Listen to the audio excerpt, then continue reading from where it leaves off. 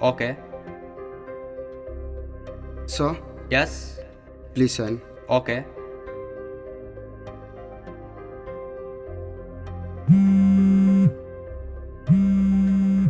Excuse me, sir. Yeah.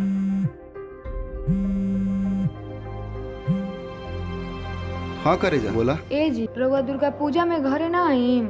बड़ा धूमधाम से मेला लगल बा। आवे के तो हमरो बड़ा मन करत ताटे। अच्छा रुका, सर से बात करके बतावा तनी।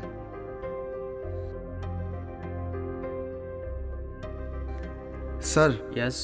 मुझे छुट्टी चाहिए, दुर्गा पूजा में घर जाना है।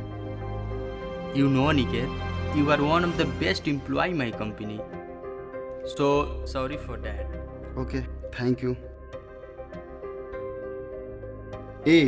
अब की बार हम ना आ पाई।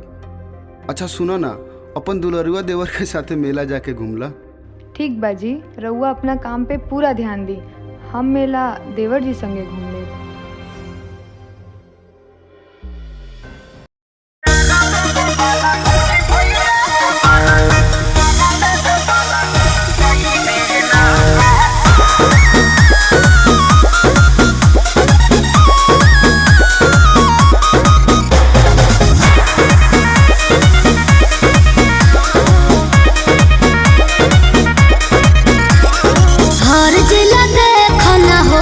पुजारी हर पंडाल में तोरा गइली माई।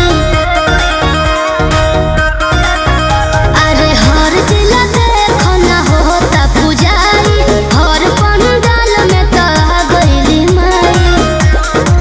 तो बोल देवना तू हमके घुमोई देना, घुमोई देना। अच्छा भौजी भैया के पप्पे से बोलई देना, तारा में दोबारा मिला जाई बेना, तारा में दोबारा मिला जाई बेना। भौजी भैया के पप्पे से बोलई देना, तारा में दोबारा मिला जाई बेना।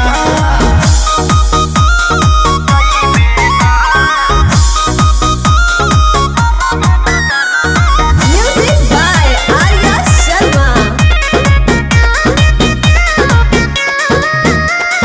बोला तारा बात काहे तू बढ़ बढ़ के। तोरा के घुमाई किला पाना में हर के।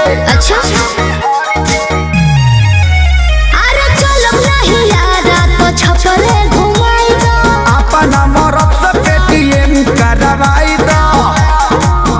अपना आदत से बाज तू होई बहना, होई बहना।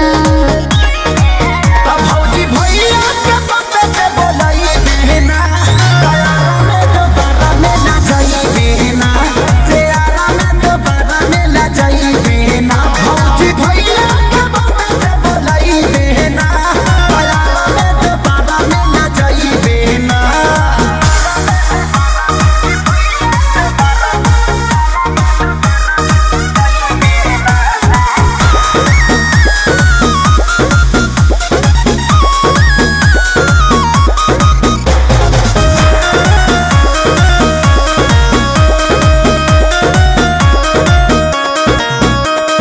बक्सरा बलिया के मूर्ति के सोर हो। सासाराम में मेला लागल बा बेजोड़ हो।